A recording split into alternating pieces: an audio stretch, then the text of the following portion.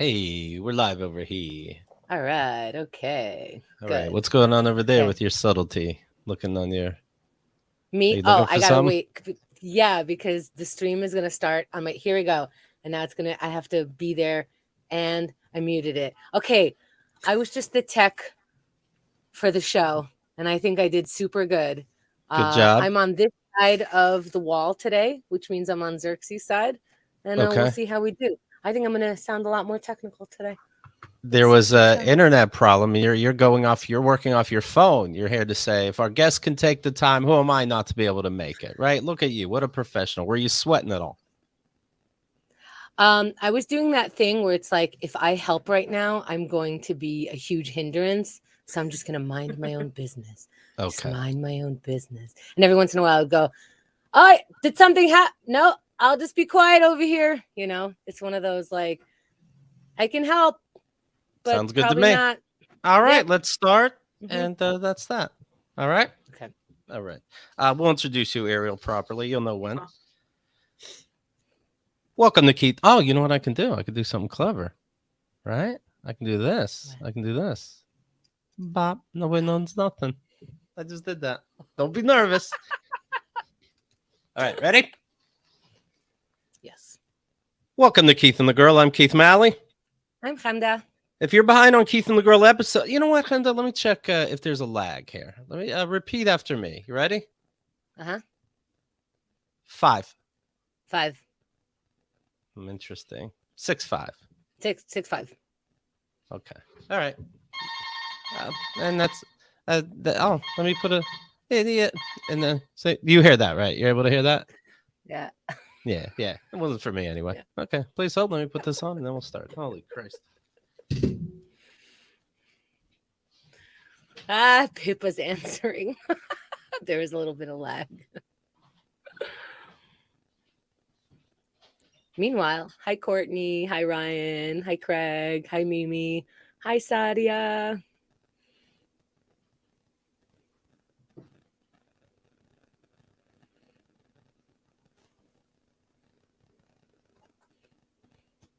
This is good. I like for some people to be just participating now. If you're participating now and you don't know what's happening, Keith's doorbell rang and he's gonna go punch a UPS driver.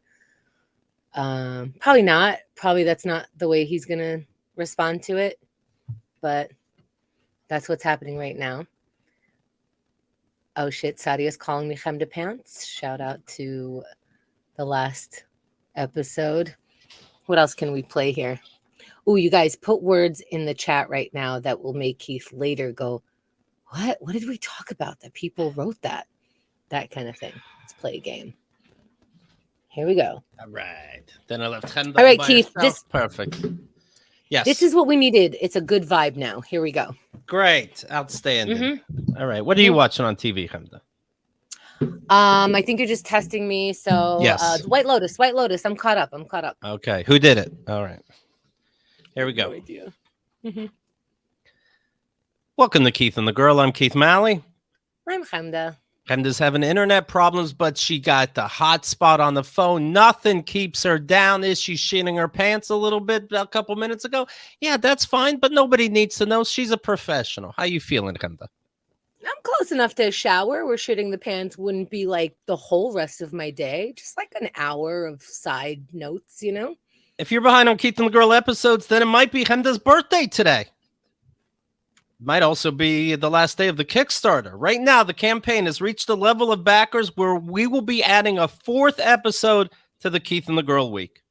And there's still time to add a 5th recording. But I think this is plenty.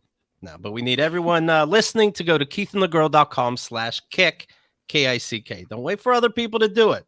If you back this year's Kickstarter, you specifically get a ticket to the exclusive premiere of our new game show and a copy of that show as well. What is this show? This is the only way you'll be able to see it, the game show.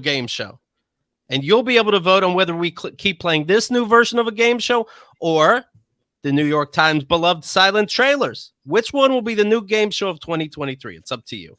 So many other rewards. I don't want to take all day. Here's your reminder. KATG.com/kick. Thank you for checking it out. Thank you for backing our campaign. And happy birthday to Chemda. All right. Thank you. Today's guest is the fabulous Ariel Elias. I was looking when she was on before, way back, way too far back, 2016, 2017. And it's funny when I look at all times people were on, but because it's funny just to look at the show notes. Roughly 20%, this is in November of 2016, of Keith and the Girls audience believes PC culture has gone too far. Whoa, 2016. 2016, November. Mm. When it's going to be voting time. No, yeah. Trump just got elected. November 2016. When do we vote? The end of November? Early November, like November. Early 11th. November, it could voted. be. Then indeed it could be. And people said, hey, I agree. 20% at least. Oh, my goodness. Can you believe it? No, I can't. No. No, because our audience yells at us all the time. We're saying all the letters of the alphabet. I'm sure there's an A word, a B word, a C word. There's all these things. Yeah. Let's get right into it. From Jimmy Kimmel Live, the Sherri Shepherd Show. Good morning, America. Hello. What's this about? Ariel Elias. Let me introduce her right here. Pop. Ariel, how you doing? Good. There was another time I was supposed to come on when you were doing the marathon, and I slept through my time slot. Okay, I feel better then. And meanwhile, in 2016, when you were here, I was busy getting over open heart surgery. So we've missed each other a lot. You have a better excuse. I'm like, I don't know. I was just sleepy. So surgery gives you a lot of time to sleep. So I got my sleep. So famously, I think it's fair that you needed a couple more hours. Thank you. Is it as simple as in 2016, people thought the pronouns were becoming too much, LGBT, LMNOP, that we had Nazis? Is it really that simple? No. I wonder if it is. Like, at least I know where I stand with Nazis. I know what a Nazi is. But what is this? I gotta give my couch a name. Like, is it so simple that we said respect each other that it went to Nazis because nobody tells me what to do? You think people were just like, I don't know, I'm too confused. I'll just vote for Trump. Is that what you? Maybe I'm too confused. So fuck you. I hate you. You hated your teachers because they confused you with bullshit questions. You know what I thought? Yeah. What do you think?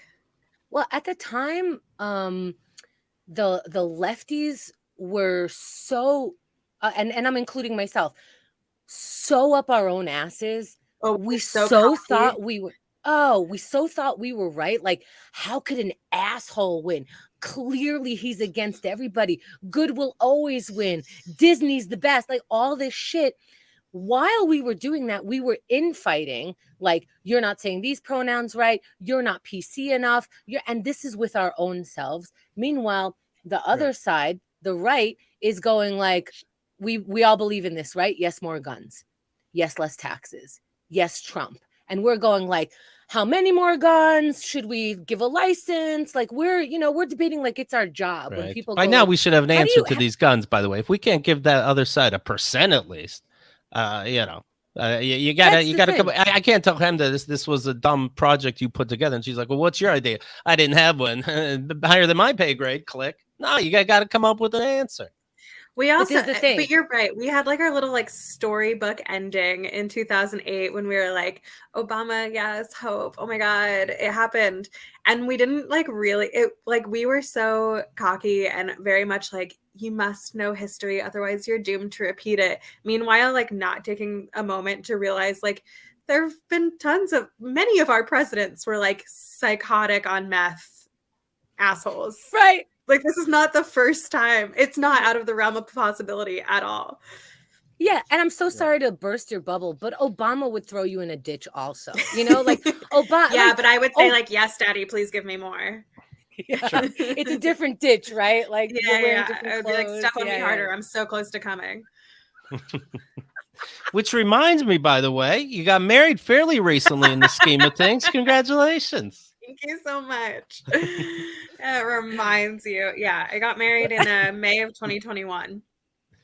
Dan told me to bring that up anytime you bring up celebrities and that kind of thing. Yeah. He's rating and he says, can you remind her? So it's been about 1.5 years now. Are we still into it? Oh yeah. Okay. We've got a joint bank account. I am into it. Okay. What are the perks? The perks of marriage? Yes. She said joint bank account, right? Joint bank account is great. In my case. It is really nice to just say my husband. I think I'm just too old to say my boyfriend. Right. I think like the pressure has changed from like, when are you getting married to when are you having kids? And I have a better reason for not having kids than I did for not getting married. Which is? For not having kids. You like things because you like things going in there, not coming out. Is that good? That's a better reason. Because he's like enter only. Yeah. Mom. Yeah. Like enter through here, exit through there. There are signs everywhere. You should know. My vagina is for one person only. No, it's like it's expensive, and I'm not ready to like do that to my body, and that's really it. Right. No, I didn't know if you had a funny one for family. Like I'm all polluted, but I see you meant the practical reason. Yeah. I try not to be funny with my family. They're so funny on their own. Yeah. Right. Yeah. The baby's just not ready to have a joint account, so I'll have one when they're ready. Yeah. Did you guys get this list of the songs you listen to throughout the year, and it tells you what kind of person you are? No. I did. Here's the thing. What's that one? What's the main one that starts with an S? Spotify. Spotify. They're the ones that do all the fun things, and then people try other services like Apple that I use try eventually copy them. But apparently, my mood this year was fan noise, 1 hour, relaxing white noise to calm down. This is me as a person. I am relaxing white noise sounds. That's top song and top artist. Top album, Elvis original motion picture soundtrack, various artists. All right, and that's me apparently for a year. Huh. Okay. Well, I knew this like a couple of years ago. They were like, "Hey, you want to know what you've been listening to all year?" And I was like, "No, like I knew you were tracking, but you don't have to like tell me about it." And then at the time, I think Xerxes and I started dating, and he's like, "Let's listen to your list." And I was like, "No, let's just date. Like, let's just keep dating. You don't want to know this. Like, this is not a portion of our lives that we should share." And he insisted, and I'm like, and I'm turning red every fucking song that comes on. Meanwhile, by the way, I'm very public with my Spotify, so anytime I'm listening, you can just see what I'm listening to. And recently, I'm so embarrassed by this. Oh, and by the way, since then, I've been noticing like, oh, Chemda, you listening to this one song over and over again. This is going to come up on your annual playlist. Maybe you should diversify. And I was like, I don't want to change to the next song. I'm still obsessing about this. And recently, I added Dirty Pop by NSYNC to my list while on a bike, because you will hear me. That's a great bike song. Riding. Thank you. Riding through Brooklyn. I'm like, sick and tired of all these things they talk about. What's the deal with this pop life on my bicycle? And when's it gonna fade out? And then people, it doesn't matter who's in the street or not. You're wearing headphones. You're listening to me sing. So there's Mariah Carey in sync. Very embarrassing. Wait, I love your list. I don't really use Spotify though. I just use like Google, like YouTube Music. But I don't really need an algorithm to tell me that I like sad music sung by women. Right. Yeah, I wouldn't want you're dating and the other person has to see your list. I'd be like, no, I'm dating so that I could be in a good place. You don't get the list now. It's such a vulnerable thing too, to show somebody your music. Like that feeling, it's the same thing when you ask, like you want to show somebody a movie or a TV show that you love, and the whole time you're just like, do you like this too? Because if you don't like this, you don't like me. Like the music, it's just like nothing makes me freeze up more than somebody who asks like, what are you listening to? Yeah, you're staring at their face while they're watching the movie that you recommended or whatever. We talk about this when Keith does his annual stand-up show. It's like, yeah, invite the people that, you know, it's going to be funny for everybody. But if somebody doesn't laugh, they're looking right at you and you're in trouble on the way home. Like sure. You made this guy not funny or something. Yeah, it's really vulnerable. Sorry, 1 second. It's the internet went out because of the storm outside. But right now, this is like my favorite part. I love this song. Hold on. Oh, God, that's good. Oh, that's good. I just love I love the music I love. You know, what can I tell you? What can I tell you? We do, Ariel, have to talk about the beer throwing incident, of course, because we haven't got to talk to you about that. You know that. I know. The comedy club is called Uncle Vinny's, and I'm not exaggerating when I tell you this, Chemda. I've been there before, and there's, as part of art, the Uncle Vinny's sign, inside, outside, multiple places. It's part of the logo. It's in its designated spot, the drawings of bullet holes. And the picture is like a wise guy with a gun smoking. The gun smoking is what. And is the gun smoking or is he smoking? Something's smoking. Something's smoking. And the let's see, Uncle Vinny, that has an L in it, so the L is in the shape of a gun as well. Yes. Comedy club. So this is just now. Remind me where this was. Where's this comedy club? This is in Point Pleasant Beach, New Jersey, South Jersey. The guy who did the art for Uncle Vinny's reached out to me and was like, "Hey, I'm not proud of that." The bullet holes. He was like, it paid the rent, and I was like, "That's okay. That's why I was there too." You know what I mean? Like, right. It's okay. But you can't help but you have to wonder a little. I think if you're a human being, I would wonder a little bit, like, did my violent sign, which has nothing to do with comedy, have anything to do with that? Did LGBTQ have anything to do with Nazis? I have to wonder for a second. Why did I have to make it such a violent motif? And it was I have to assume, is the owner's direction, right? Does he fancy himself a mob boss of some kind? I don't know if he fancies himself a mob boss, but when we walked in, and I've heard this from a couple of other comedians who've worked there, that the kind of like the first things he says to you is like, just so you know, you can say whatever you want here. We don't believe in cancel culture. Nice. So, 20% of your listeners, I highly recommend Uncle Vinny's Comedy Club.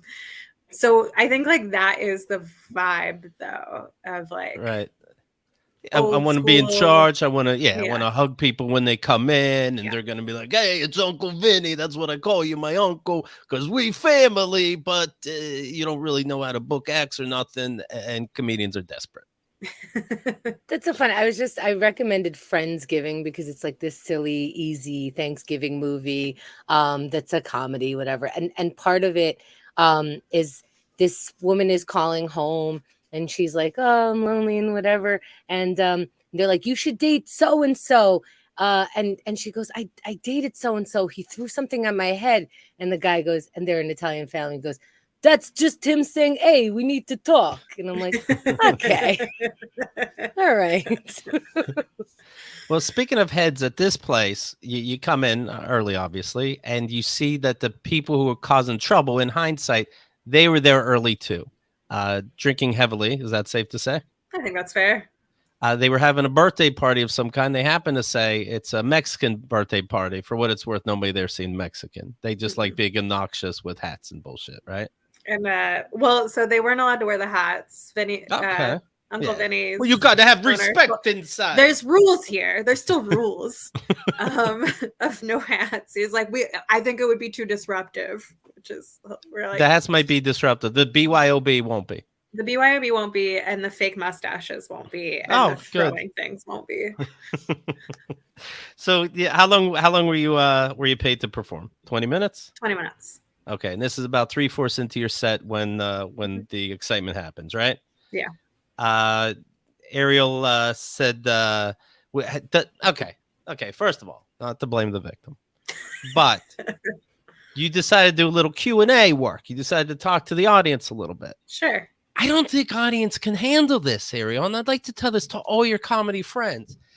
The audience doesn't know what to do, and they get very confused when you talk to them like a person and then tell them now they have to watch a show like a adult.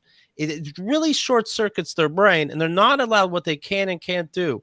If you ask a person where are they from, I wouldn't be surprised if they had me eating my own dick in 2 minutes. You know what I mean? It's scary stuff.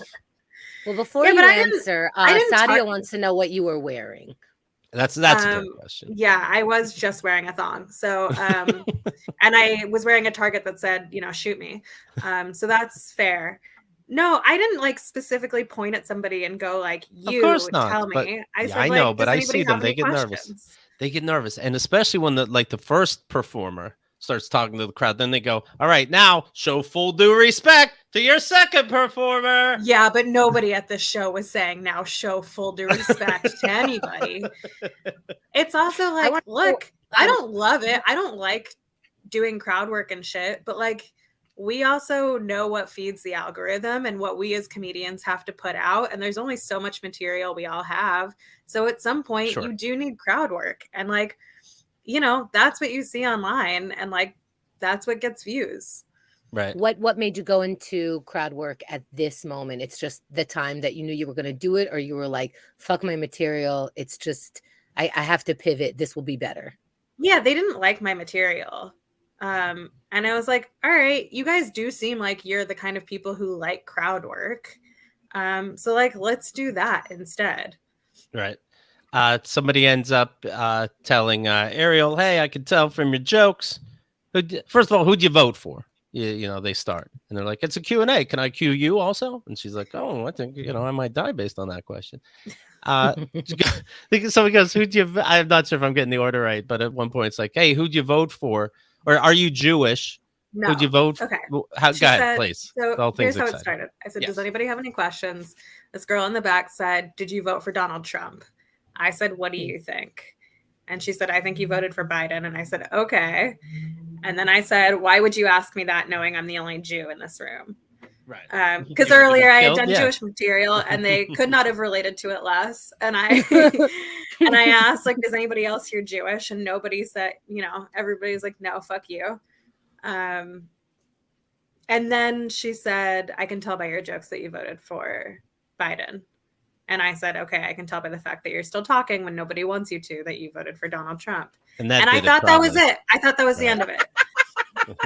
Because I was, you know, I was just like, "Good job, Ariel." Like, wait a second. Well, she even did a thing like, "Am I wrong, guys? Do we all want her to shut up or what?" And of course, you know, everybody does. And you know, that's when I think this woman was like, "Fuck, I can't take it." Now I can. What happened? What happened? Let her say what happened. I tried to go back into my material, and then her husband threw a high noon at me. Do you see this this beer can being thrown at you, or no? I just like heard it against the wall, and then I felt like the back of my legs and my arms were wet. It's very loud. It's very loud. It smashed on the back of the wall. That, you know, who knows how much damage that would have done, but it's not a joke. So you didn't see any eye contact? Like, was it a Will Smith situation? Like the guy only cared because she looked at him funny? You have no idea, right? I have no idea. I thought it was her. Who threw it. And there was a part of me that was just like, "Okay, girl, like, look at you with this softball arm, like, kind of proud, you know?" Afterwards, I found out it was her husband. But at the time, I was just like, okay, like, I have some respect for a bitch with an arm. Now, and what was your response? I picked up the beer and I felt that there was still some liquid in it, so I drank the rest of it. Nice. Now, as you're drinking it, do you think, all right, let's see if anything comes to me. All right, universe, I'm open. No, nothing. Okay, nothing funny's coming to me about the. Okay. Where are all these tough guys defending me? Are they done yet? Did they knock this guy out? And let me put the beer down and say, "Oh, look, nothing fucking changed." Here's what the woman threw the guy threw the beer. Excuse me, the guy throws the beer, and men are such pussies. Men are such fucking pussies. You know, I've said this for years. Keith knows how to start a sentence. Yeah, why are guys, you know, so great until they got to be great? I've been saying that for years. So he throws the beer, and then you hear another guy in the place. I don't know if it's the owner or another customer goes, "Come on, guys, you can't do that. You can't do that here." Oh, right, not here. Who was that? Was that an owner? I think so. The tough guy with the guns and the bullet holes in the walls. Guys, come on, guys. I allow them free speech. I mean, come on. If we can't have that, if you're gonna, okay, now please calm down and let's not take care of what just happened. If everybody could just relax, but you can't. So now it's a scene. Well, it's also like just the implication is like, wait, are there other places where you think that it's okay to throw that at me? Yeah. Wait until after the show. Wait until she's outside. This isn't Uncle Steve's. Guys, can I not be interviewed by this, but for my awesome gun bullet idea? Can this not be what happens? Even though this is what gun bullets means. So what actually did happen? How long did it take you to get off stage, and what was that decision like? I finished my set. I mean, after I drank it, I made a few more jokes afterwards. Did they both leave? They both left. They both walked out. The rest of the party stayed. They were like super apologetic and really nice about it. I heard one of them go, I'm never hanging out with this crew again. Like, yeah, well, apparently it was somebody's 30th birthday. And so they all knew the birthday person, but they didn't all like really hang out with each other very often. There was one guy who I guess they used to be friends and like weren't really anymore. They hadn't seen each other in months, and then they like did. Are you like, can you just, why do I have to hear all these stories? Can you just throw shit at me? Yeah. Are you like, this is more of a punishment? Who cares? I don't believe you. Who cares? I do believe it. I mean, yeah. I understand, like, sometimes your friends are friends with shitty people and you end up having to hang out with all of them, you know? But I just like, I kept making a few more jokes about it. I was like, I can't believe that just happened. And then I got the light and I was like, all right, well, I'm going to finish my set because I have merch to sell afterwards and it is based on my closer. And I think these people are going to buy a lot of merch because I think they're going to feel real bad for me. Did they? Yeah, not as much as I think they should have, to be honest. But yeah. And then afterwards, after my set, I went outside just to sort of like calm down and breathe. And some of the people from that party came out, and one of the guys was like, I mean, I can't believe that happened. I'm so sorry. He goes, I mean, I voted for Trump too. And I was like, okay, like, I can't tell you how much I don't care right now who you voted for. And he was like, I mean, I like worked security at Trump events. And I was like, oh, you're like a Proud Boy. Like, that's what you're telling me, right? And he was like, but still, I can't believe it. I was like, really? You can't believe it? Because I can believe it. Like, this is whatever. And then he handed me $20. Okay. Are you serious? Yeah. Oh my, he handed you $20. Yeah. And I was like, do you want a sticker? What did you say? I said, do you want a sticker? And he was like, nah. Okay. I think, everyone who tells me they voted for Trump, they should just hand me $20. I think so too. I mean, taxes were supposedly low. He did everything right for you. You can give me $20. This is the same night it happens to be. Do I have this right? That, you have this scary situation and it happens to pop up on your phone. Kanye West just said he's going DEFCON 3 on Jews. And it's like, what the fuck? Everywhere you look. There were literally there were some people after the show. I didn't know about the Kanye thing yet. And there were some people after the show who were like, that happened because you're Jewish, right? And I was like, eh. And then I saw like the Kanye stuff and all of the like, and then just like the ensuing couple of weeks. And then I was like, it didn't help. Okay, I can see it. Well, based on this, did you have any when the thing happened with Will Smith, did you have any advice in your head for Chris Rock? No, Chris Rock fucking handled it like a champ. Well, what was he supposed to do? I don't know. Chris Rock was before your incident, of course. Yeah. Did that does that make you worry? Do you see a difference ever since the Chris Rock slap? No, it's not the slap. The slap didn't. No. I mean, like, I see that. I see Chappelle. I see you. I'm seeing a number I didn't see before. But these are all like symptoms of a larger issue, right? Like, people weren't like, oh, Will Smith slapped Chris Rock. I guess it's okay to slap comedians. It's like, no. We live in a time where like people will shoot up schools. I think that's what makes people think like, I guess it's okay to throw things. You know what I mean? Like, we're so on edge and like at each other's throats constantly, and everywhere you go, or at least everywhere I go, I'm always like, where's the exit in case I need to flee? So like, I think that's more what's fueling people to just like be on edge and be like prone to violence. Do you remember when like we were at the start of the pandemic, just like 3 months in where we kept thinking like, this is the end. And it was just the start. But I remember thinking, and people were kind of buzzing about this, boy, when it comes to an end, we're all going to rush out of our house and hug the first person that comes to us. It's going to be world peace because we're all going through this at the same time.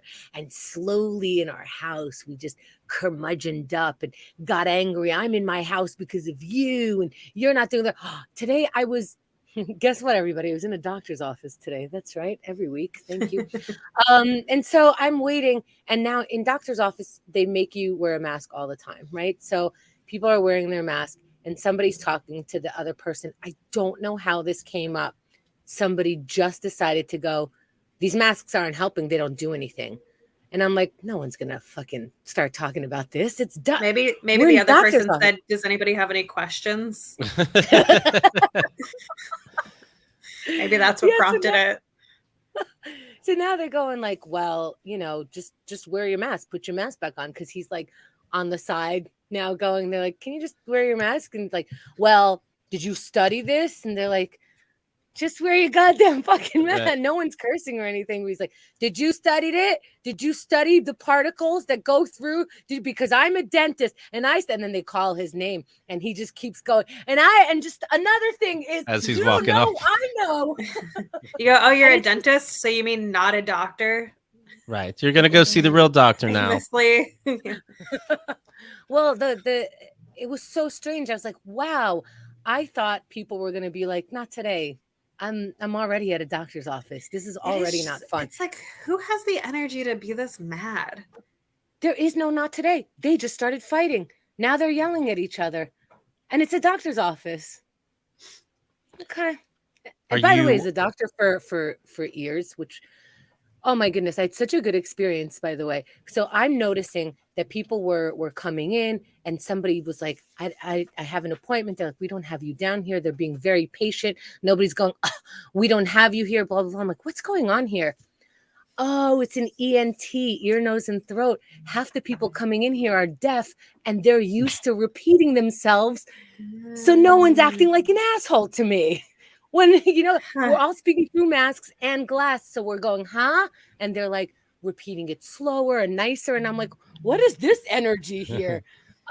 They're used to people not being able to do things. Best experience of my life. Yeah. Mm-hmm. Are you more on edge as a comedian? Or you're like, hey, this is just what happens because there isn't a difference. I remember there was the Batman shooting, and I happened to see, you know, I wasn't there. Then I see Batman not too long after that, and this idiot worker there. I guess he has to take a flashlight and go around the corners, and I'm guessing, but probably sign his name to show that he looked around the theater twice but he's just walking around creepy in the front with a flashlight. And everybody's on edge and murmuring, and we're like, what? Somebody did yell, what the fuck is wrong with you? And he turned it off, and we first. I don't know how you wouldn't be on edge more. I'm on edge more, not as a comedian, just as a person. Okay. Is that fair? You know, sure. Like on stage, honestly, I still feel pretty safe on stage. Just because it's like, oh, this crazy thing happened and I, one, feel like I handled it well. But two, most places that I'm at have bouncers and security. This was just an exception. And I'm, probably not playing there again. So, what goes, do you think you will or won't? I don't think so. No. Because of the way the club handled it. It's not because of the way the club handled it. I think it's who's going to come see me? It's not going to be the people who I want to come see me at that club. You know what I mean? It's going to be people who are like, talk about the thing. Right. Is that confusing to you? Okay, it is a thing. I did, Jimmy Kimmel on Twitter said, good job. And you said, yeah, how about I make my TV show debut on your show then? Good job. And he goes, you know what? Yeah. So do you have to find the line between taking advantage of the news, it's the Sherri Shepherd morning show, but I don't want to be known for you threw things at me. Even Hannibal Buress, when he came on the show and I was going to say, here we are at this time where, boom, we got Cosby. And he's like, I don't want to talk about that. I don't want to be known for it. And I'm like, okay, but I have to say 2 minutes, you're a superhero. Then we could talk about something else. Yeah. But just so you know, that has to happen. But it's weird. He doesn't want to be known for it. What are you going through? Yeah. It's like, how do you, milk it for all it's worth and take advantage of it as much as possible without making that the whole career, which like, I think if I were younger and less experienced and, just like a few years into comedy, I wouldn't know how to transition out of that. But it's like, no, I have like a wealth of material and like, I know what I want to say on stage. So this will be part of it. Of course, I'm okay with it being part of my story because it is part of my story, right? Like it's a crazy thing that happened. A lot of people saw it. But like, that's fine. I'm fine with it being part of it. It just isn't the whole thing. You never think about planning people in the audience now? Maybe a reverse Gallagher. Yeah, exactly. Yeah, reverse Gallagher. I like that. You see, I saw you were in an article in a Jewish magazine, and I'm imagining what's going on in your head. Like, yeah, I guess it's good that you want to talk to me, but you're obviously only talking to me because a Jew did something good, and does finally. But the headline was like, one did something again, and then just like this one happens to be Jewish. A thing was thrown at her head, and all this. Does things like that make you nervous? Like, what am I agreeing to? Let's say, not that you'd be nervous about obviously a pro-Jewish magazine, but I mean, look, I think I'm trying to be like particular about the interviews I do and the ones I don't. I mean, I'm here, so not that particular, but but yeah, I follow. Yeah. Have you cried about it since? I finally did. I finally cried. Maybe like 2 weeks ago, I had the night off and I drank some wine, and then I didn't cry about it. I cried. My husband very gently. I cannot overemphasize how gentle he was about this. Very gently suggested that I might be ordering too much food because we were going to order takeout. And then I sobbed. And then I very quickly realized I'm not crying about this. This is like, this is what set it off, but I'm not upset about this. And then he was like, I'm so sorry. Order whatever you want. It's okay. It's okay. And I was like, no. I just like cried for an hour. And then afterwards, I feel better. All right. Why do you think you have trouble crying? Was it a physical thing when you were a kid, or you really don't know? No, I think it's because like depression is my defense mechanism. And I sort of like I like allow myself to detach, and I dissociate sometimes. It's an issue. I'm working on it. And then I just kind of like detach myself from my feelings as like a way to protect myself. And it's only been in the last couple of weeks that I'm like, oh, I can like come back into myself. Like it's time to start feeling these feelings. That makes sense, because I think like when we're younger, if we're upset about something that's not immediate, like we're hungry or something that our parents want to do something about, I feel like they're like, you shouldn't be upset. So then you start going into like, I could be upset for this. I shouldn't be upset at that. So I'll just should my way around that until it hits me when my husband talks about food. I love that. This poor man, you traumatized him in a way that he'll never understand. And in 2 weeks, he'll be crying out of nowhere because you said, did you miss a spot shaving? And he'll be like, oh God, I'm the worst.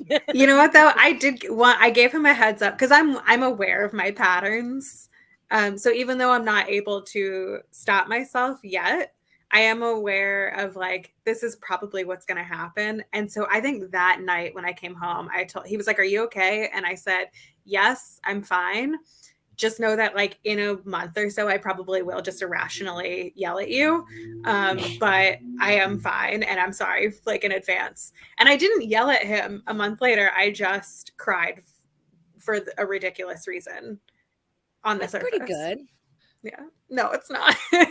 But you're recognizing the real reason you're crying, but are you then able to put it together? And Yeah. I mean, immediately like I started crying, he apologized, and pretty quickly I was like, I'm not crying over this. Right. Well, I almost want to know, like, what would people rather, like, maybe this is the poll. Would you rather be yelled at or cried, not at, but like, would you rather your partner just cries out of nowhere for no reason and you think you did something wrong by saying something, or just yelled at by no reason, knowing that like in both scenarios, it's not your fault, but you do have to endure, if you will? What would you rather, Keith? Being yelled at or somebody sobbing out of nowhere? Oh, the sobbing. Who needs what? No, of course not. Nobody needs yelled at. What about you, Chemda? What would you prefer? Oh, I love when people cry. I'm like, yes, good job. I love it because I feel like until that point, I'm like, we'll get there. And then the tears come out and I'm like, okay, now we're here. Let's do it. I love it. Feels good. Love it is like a clearing yeah. of things. Like you can think a little bit better afterwards. It's a release. Is this an answer? It's probably bubbling, so it might as well leak. Mm-hmm. Right. Is this an answer? Ryan V is saying just do all future sets while holding a tennis racket in one hand, just never reference it. But that'd be too much, right? Yeah, that'd be too much. Never mind.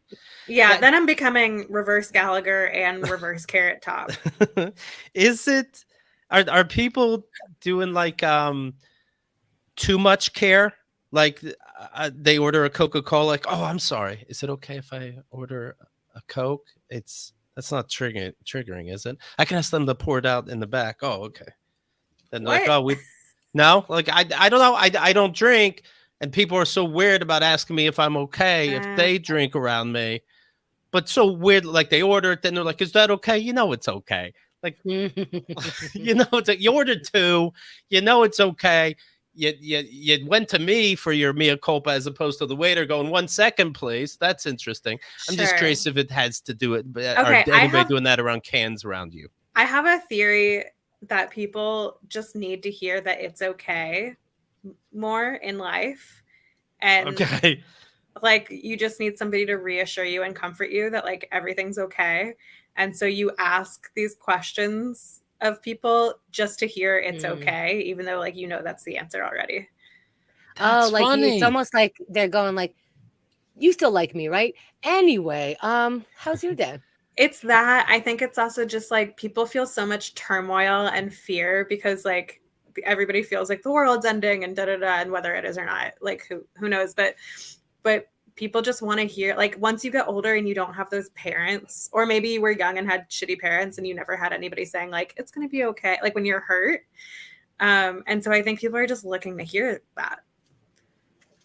I get you. I remember being a kid, I did something so lame, but luckily I was a kid, not these weird adults that seem to want to do it for the same reasons. But I would say like, a teacher, the 2 lines next to a number, that means inches, right? And only 1 line means foot. And they're like, yeah. And I'm like, that's what I thought. Thank you. And it was just me saying, hey, I know something and I'm getting good news back. Right. See, look, I'm smart. Yeah. Now you have these 40-year-olds doing it. Like, just right. You acknowledged my problem, I guess. So I guess that's okay. When you did Kimmel, he didn't, for whatever reason, it sounds like he stopped having stand-ups. Is that true? Yeah. First of all, why? What? And I think it's not just him. All these hosts that were comedians. Him maybe less of a stand-up than others, but all these comedians were stand-ups. I think they think they're better than the stand-ups. I think all the way back to Carson, like, I'll let you sit with me. You could be a model and say nothing, sit next to him. You know, you could do anything, sit right next to him. But you're a comedian. Let me decide if you sit next to me. And then Colbert, I love, but I find out he doesn't even show up on stand-up comedian days. All comedians come in one day. Like, the thrill might be seeing you. The thrill might be the energy of the whole thing. And now Kimmel's not having a stand-up, but he obviously loves stand-up. What is it? I don't know. I mean, I think for the most part, all of these late night shows, like doing stand up on them means less than it used to, right? Like it gets fewer views. Sure. It's like half of my friends who do stand up sets, they get more views when they just cut it up into clips and put it on their Instagram than the show's YouTube channel does. So yeah, like, I think those shows, it's not the person hosting it that has any say into what segments are what. He's not even booking them, you know? So I don't think he goes. He got Ariel on the next day. Yeah, I just, that's a good point. But like usually it's a different gatekeeper. I feel like the networks are like, who cares about these stand-ups? They keep getting canceled. They keep causing controversy that's not good for the network or the show. Instead, we can have an actor do something silly like play this game or have They might get controversial, so instead I'm going to have Will Smith on, and we'll make him the good guy in the audience. We'll say, did you see that piece of shit thing? No, what was it? Will Smith on Trevor Noah. You saw this, Chemda? I saw some of it because I didn't see that it was out in time before this show. What a fucking garbage piece of shit. Like, I think it would be better if Will Smith just shut the fuck up and Trevor Noah just said, like, I thought of talking to Will and it would have sounded like nothing. So I decided to just put for like 20 minutes. It was unfucking real. The start that I saw and any piece that I saw I wrote down this quote. I laughed out loud. Quote, we just gotta be nice to each other was Will Smith. This is Will Smith saying it. Yeah. Yeah. By the way, he brings up, sorry to interrupt. He brings up a point about getting off a plane and was on a 30-hour flight. They just start talking about nothing, and tears just, tears are dripping down his eyes a little bit. He doesn't have his physical shit together. And he has a tissue that he obviously already used before because it's all crumpled up. Maybe Jada suggested that he had ordered too much food. Then time went by, but she was doing it on social media live, and so then time goes by, and he brings up there's probably even a commercial, and Trevor Noah brings up the slap, and how is Will Smith holding up of all people? How's Will Smith holding up? That was unbelievable. For Trevor Noah to phrase it that way was very, very strange because I take him as a really smart person who does know better, but he knows better aside from being a comic. Sure. Talk about knowing history. What are you repeating here? What is this nonsense? Starts defending him. He defends himself saying, he hinted at this before when he did a non-apology. And it's so that we make up what he did wrong. And that's a new thing that goes on in the world, period. Politicians love to do it lately. He says, different people in the audience, sometimes the comic doesn't know what the other person's going through. You can take this in mind too, Ariel. You don't know what the other person, you might have, maybe your wife is going through some traumatic hospitalization. Maybe you just lost somebody close in your life. Anyway, different things happen and somebody could lose their shit that night. Then he's dabbing with the thing again, and Trevor's acting like, look, you're crying. Like, asshole, you were there. You know why the tears are coming out of his eyes. It's also like he didn't sleep. Somebody could have lost their shit that night. It's like, no, you lost your shit. Right. Like, say, I lost my shit. Don't say, like, you never know in these hypothetical scenarios, somebody might. It's like, no. If you lost it. And if you're sorry for that, say that you're sorry for that and what was going through your mind instead of making it this wider. Did he? He said, I lost. But no, you're right, because all of this other stuff is to prep you. Hey, anybody can lose their shit. Even I, Will Smith. And so I lost my shit. I have bad things happening to me, and I won't say what they are. I'll let you. What could it be? Like, whatever it is, we know about it. The press calling him a cuck, that could be a thing. You could say it. We don't know about it necessarily. No. I'm saying, but it could. It's whatever it is. We know it. It could be the hair. We know that story. Whatever story it is that you were in a bad place, you watched your dad beat up your mom. We know this, but you're deliberately not saying. Because we don't believe it was. We believe it was as simple as your wife looked and you went, "Oh shit, I better step up. I don't live with you. I live with her." It's that fucking simple. But I also want to know, what steps are you taking to make sure you don't lose your shit again? Of course, yes. Well, it's first of all, it is hysterical. It's historical. He didn't slap him out of nowhere because his life is going well. We know if something's wrong, but he took the time to go, a lot of things could be going wrong with the person sitting next to you. And then he did this actor technique. And I want everybody to remember, we're talking to actors who as their job make you feel a fucking way. There is a reason why he sat down and said, I just flew 30 hours to be here with you. He said that to say, here's a favor for the show that you watch, for the man that you are tuned in for. And I am here. And Trevor's like, you've been everywhere. Africa. No, you're from Africa. That's not, it's Africa. And then he named some other place and you're going to the South Pole. And he's like, yeah, I'm going to South Pole. And Trevor jokes like, that's like a real thing, right? And it's like, yeah, it is, buddy. The South Pole. Trevor, you're like, you know what the South Pole is. You know what the North Pole is. You know what Africa is. This is not impressive that Will Smith gets himself on an airplane all the time and somebody flies him to the next destination. His plane isn't our planes, by the way. Yeah. Let's not pretend you just spent 30 hours in coach. Right. And they wouldn't let you stand up in the bathroom just to stretch your legs. Right. And by the way, to do what? To be on TV, to do your job. There's this, it's like parents going like, and then I fed you 3 times a day. It's like, well, congratulations. What should I do now? And it's for a movie, by the way. It is for a movie. Emancipation, now on Apple, or about to be on Apple TV. And so now's the time to talk.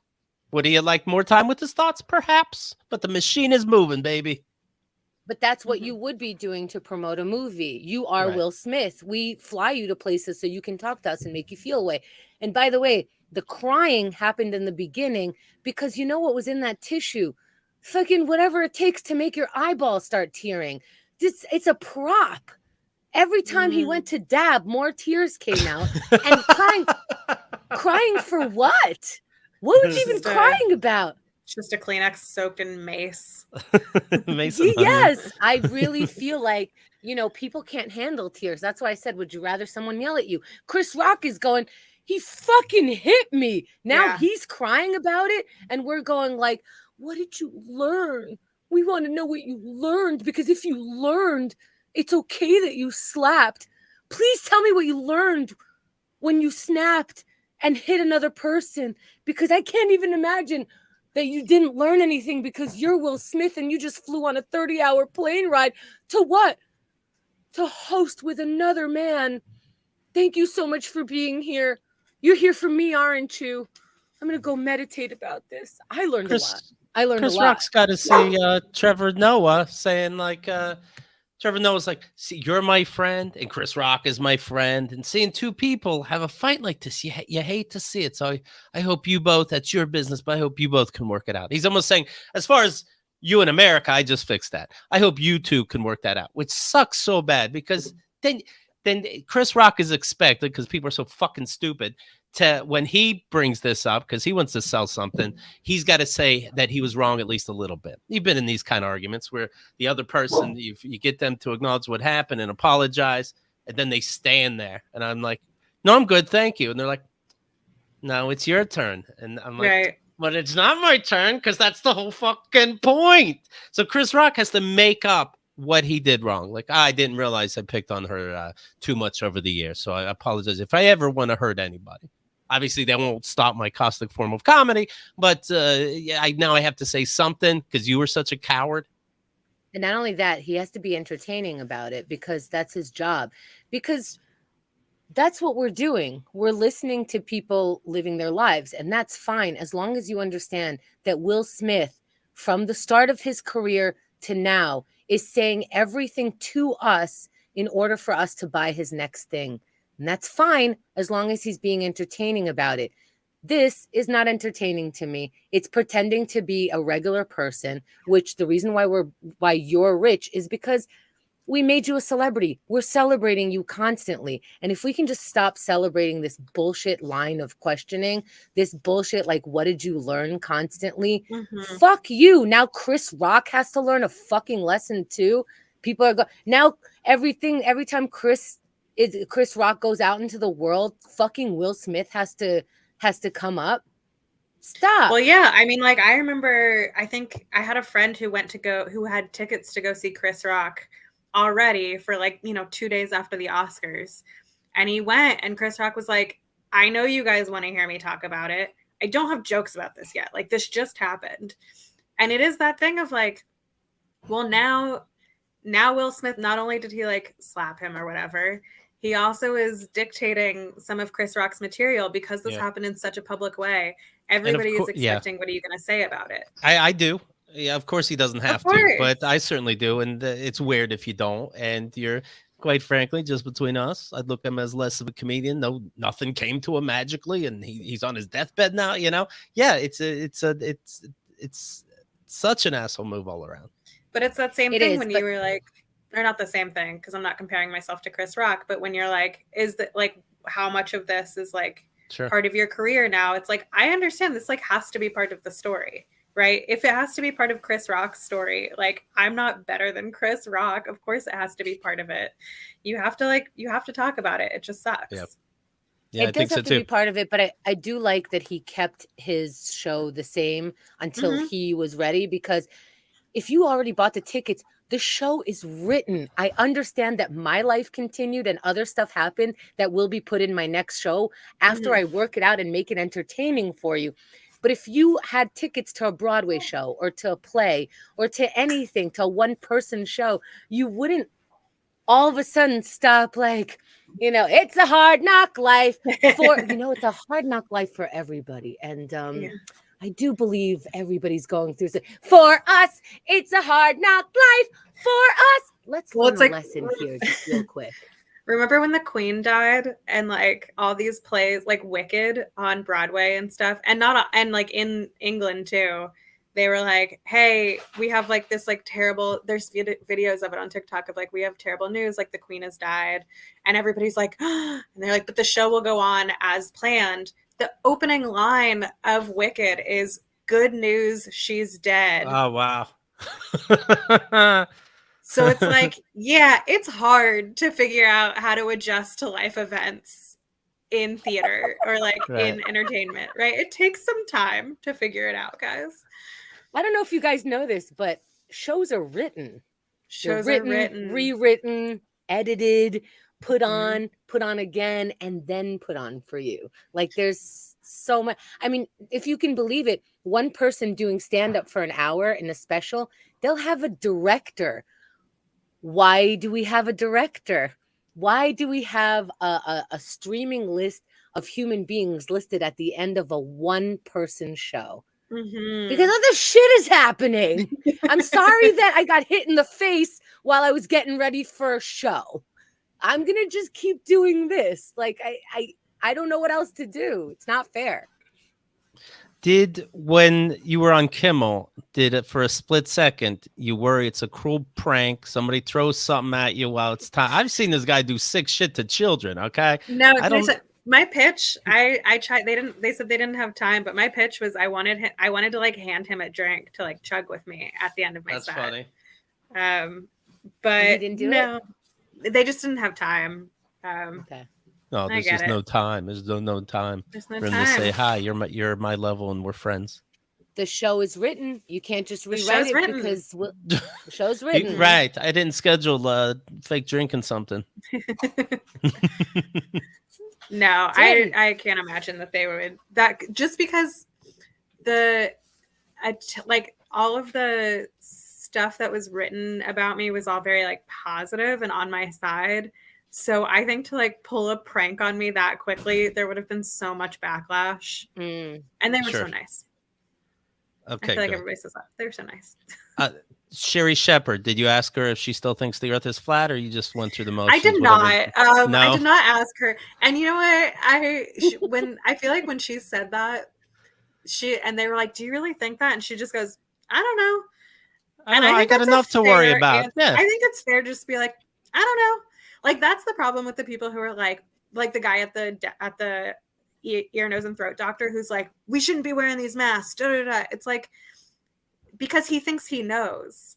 I think it's okay to just be like, I don't know. Yeah, I only know the earth is round because the 2 or 3 people told me.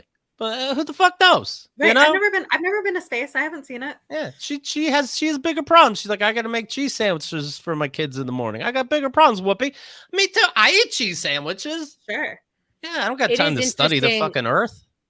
it's interesting that she can't be definitive about that, but it's a show about having opinions and, you know, taking the history of your own knowledge and being opinionated. And for this, I don't know, it could be anything. Then for everything, I don't know, it could be everything. Save your ignorance for the things that you're really ignorant about. It's silly. It's such a waste of time. It's like, well, I don't know, it could be. Then shut up. You know, then if it wasn't so ridiculous, I don't know. Just that's the thing. I don't want them to take off. Science is always changing their answer, so I'm science now. Just okay. Like they knew either. You couldn't say something like, as far as I know, as far as all the pictures they're taking from space, it looks round to me. You can't say shit like that. Or can you say something like, I understand why they think it's flat because they don't know this other information. I also think if the controversy, holy shit, of the earth being round is what's happening and you're about to talk about it, I don't know, find out, watch a YouTube thing. And then be a little more like, yeah, it's probably, okay? Stay on your probably, but it's not. Yeah, she does research and she calls the women up the next morning. It's like, hey, could somebody bring up the earth again? I got some thoughts. You're asking for a lot of thoughtfulness to come from the hosts of The View. Did you, by the way, Sherri Shepherd gave you a $500 spa treatment. You could tell it would have gone to anybody, you know, that day. It happened to go to you. I'll take it. Because she's like, and you were probably very stiff from the incident. So to relax you, we have a $500 spa treatment from wherever the fuck, our friends. And we hope you enjoy that. Then she goes, and next, you know what? We'll have you perform now. And no, apparently I just made that up. Okay, well, another time that I'll never put on the schedule because we never do this. We'll have you on. Okay, anyway, too bad all the time went to the spa treatment. Goodbye. Keep doing what you do. Apparently we love it. Okay, thank you. She was very nice. How do you get the? Did you get the spa treatment in the mail? Oh yeah. Okay, no, it was somebody just like called me to set it up. Okay. I didn't have to do anything except go. How much spying did you get for $500? Like a pinky toe done? Like what? Yeah, I mean, this is like a Manhattan spa, so I got a facial and a massage. Okay, wow. That's nice. Right. Did you get to be in there and you also get to be in our spa section, which is like a sauna and a shower. Did you get? Yes, that was like in the locker room. Okay. They had that. It was a nice locker room. I do like when they add that. I'm not very spa familiar. I've been to Spa Castle in Flushing, maybe twice. So great. That place was so good until they tested the water, and then I don't have to skip it about all of that. That place, you really don't, because as soon as it was in the news, I was like, God damn it, I can't go anymore. What if I don't read the article and it's just the headline? Nope, the headline was enough. I haven't been back since, but it's such a good space. Yeah. Oh, look, it got an F for fun. That's fine. It's F for fine. I'm fine with it. I like your attitude. I want to adapt it for the Spa Castle because it's such a fun place. It's incredible. It's also just like, I think it like cured my eating disorder because you're in Queens. Well, the bacteria. Yes, also that. That's how powerful it is. But you're just seeing, I had never seen like so many different like body types of women who were like very freely naked. And it was, I don't know, it was like healing. It's just hard to thank them. Yeah, I'm fine. I'll get salmonella 16 times over to like get to feel like that, like at peace in my mind. Super quick, the when I first went to Spa Castle, and this is in Queens, it's like in the most random part of Queens, and that's why they'll pick you up from the train. They know, like, telling New Yorkers to take a left at the BJ's is like, okay, you're fucking with me. Like, I'm out here in Queens to I don't like this at all. Like, and I'm going to some weird Spa Castle. Okay. And then you get in there, and the first time I went, it's like $35 to get in, which is like, when you think of all of the different things that you get to be, it's like an amusement park for adults. It's really good pricing, right? And then they go, here's your uniform. And I almost threw up. It's shorts for people with zero hips and a t-shirt. And I'm like, well, I need like your biggest size because this is for little tiny Asians with no butt. Yeah, it's a Korean spa. It's not for it's not for the Jewish members of society. And then the boys have to wear a blue one and the girls have to wear this really weird pink and orange one. And I'm like, please, what do you have for not this? And they're like, well, for $2 because you're not allowed to be in your bathing suit because it's a very modesty, sort of thing. For $2, you could wear a robe instead of that stupid outfit where everybody's wet in their private parts after getting out of the pool because you're not allowed to be out of the pool without wearing these shorts. Yep. So everyone's just like, the modesty goes away when your pink top is just tits that are pinker and it's awful. Anyway, spend the $2, folks. Do you get a vibe at all that are there other comedians thinking, oh yeah, Ariel's getting all the spots now because she had a bear thrown at her head and had a $500 spot treatment, etc.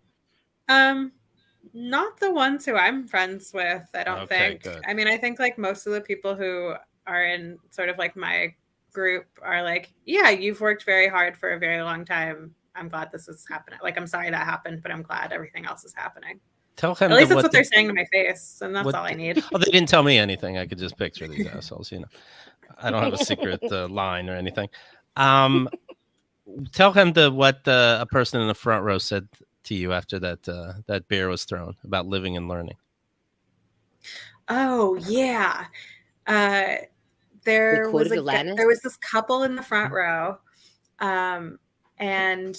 So I had like made a couple more jokes about like, this is insane, da da da. And this guy in the front row goes, well, you live and learn. And I go, are you saying that to me? And he goes, forget I said anything. And I go, honey, I don't think I did anything wrong. And then everybody else was like, you didn't do anything wrong. But he was just like, forget I said it. And I was like, no, fuck you. Like, you live and learn. Yeah, that's why I'm afraid Trevor Noah is going to get to this guy that threw the bear first. And then people are going to get confused. Tell me what you've learned. Yeah. I mean, look, I do have like a little bit of sympathy for that couple, the woman who heckled and her husband who threw it.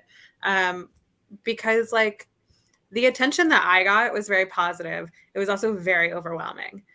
I can't imagine what that is like when the attention is all negative. Like, I can't imagine what that does to you.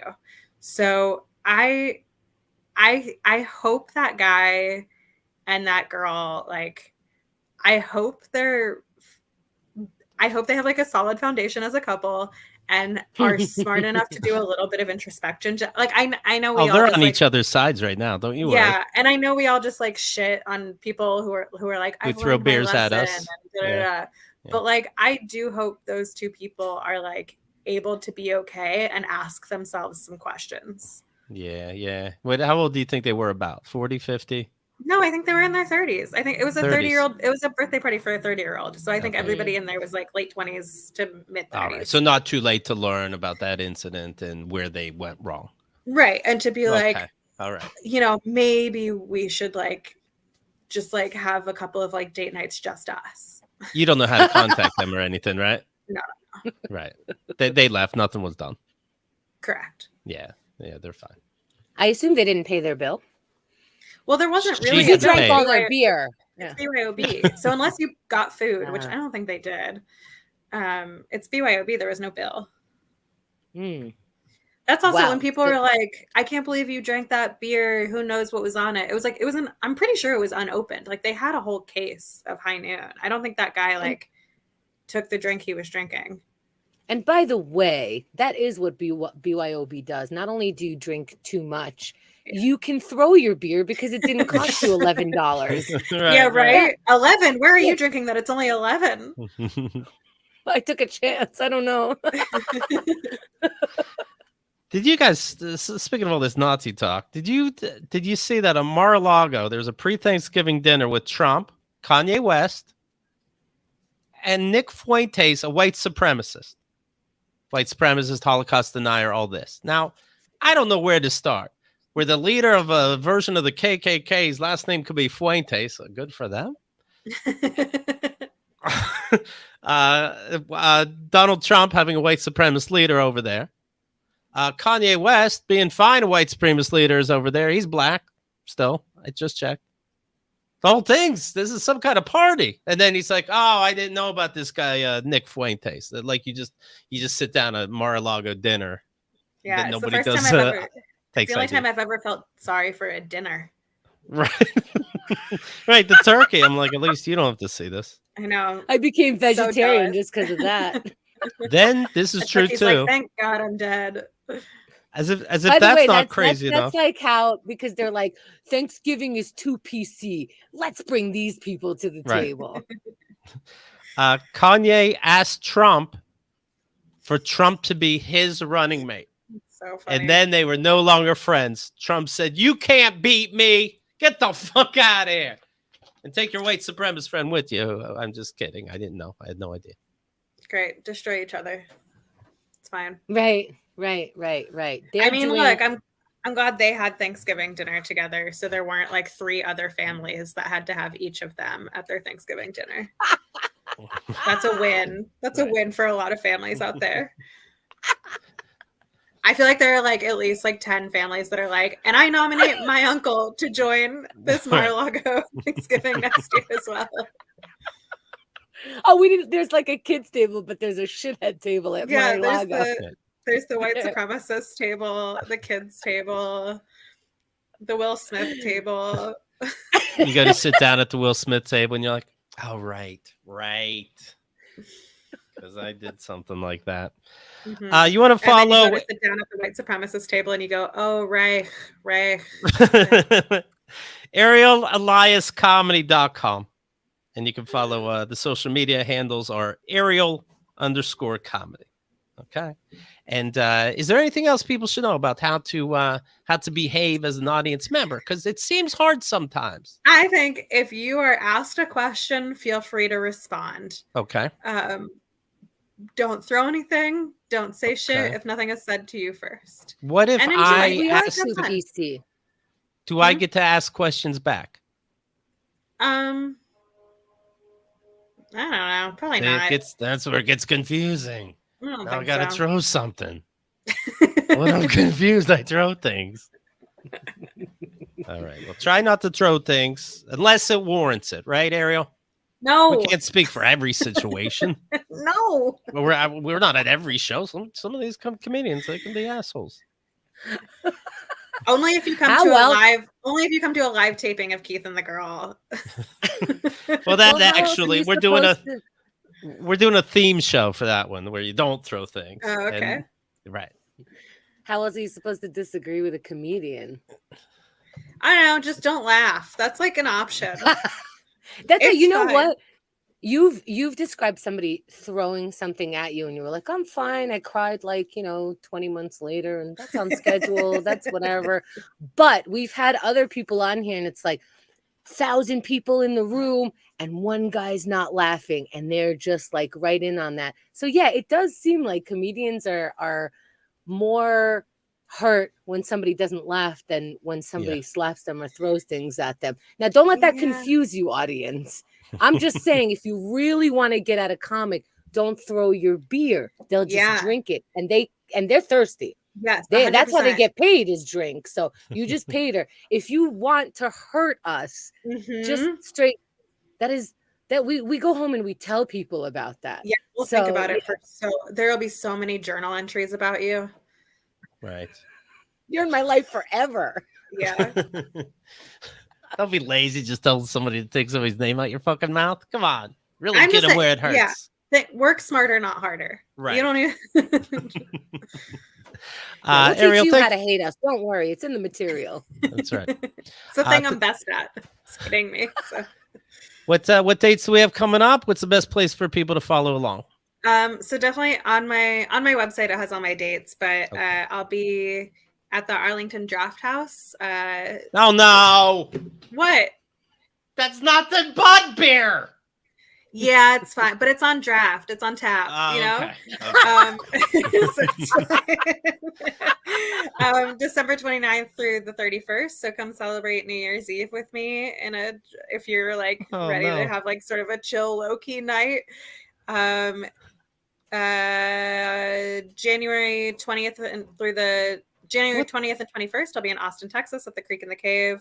And the 26th, 27th, and 28th that's my dog, of January. Not your husband? The dog knows she's naming times that she won't be there. It's like, I already miss you. Ruff, ruff. I know those dates. Those are terrible dates. Stop talking. I know what this tone of voice means. It means you're promoting leaving me. January 26th through the 28th, I'll be at the Comedy Bar in Toronto. All right. The dog really knows. What's the dog's name? Okay, Bobby. What's the dog's name? Bobby. Bobby? All right, Bobby. How nice is she? How nice is she to these people that threw beer? How nice is she to Bobby? Okay, Bobby. Thank you. Very good timing, Bobby. What a nice person all around, this Ariel. I'm telling you. I don't know if you heard this short for Baba Ganoush. So Baba shout out Ganoush. to Baba Ganoush. We live in Astoria, you know? Gotta respect the neighborhood. Well, this worked out. We're getting the alarm. Ariel, thanks again. We appreciate it very much. Good to see you're doing all right. Thank you guys so much. Take care. Absolutely. Later. That's it. Ooh, it really was like the dog knew she was talking dates, right? Right? Yeah. I think earlier in the broadcast there was a date. I think it is the tone. Ryan V, look at this. Look what I can do. Look what Ryan V is doing, huh? Oh, hold on, wait. I have another one. I like this one. That's right. I'm right. What else? I want to take one more. There was a good one. Boom up for a second. Spotify. Here we go. You said you liked white noise. Here's some white noise. Keith, I am white noise. Yes. Oh. All right. I didn't know if it was racist. No. Hold on one second. I'm going to take some sound noise.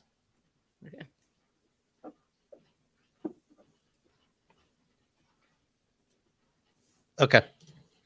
Okay. I was placing my hair like as if it doesn't place, it could make noise. All right. Thank you all for listening live and in general. See ya.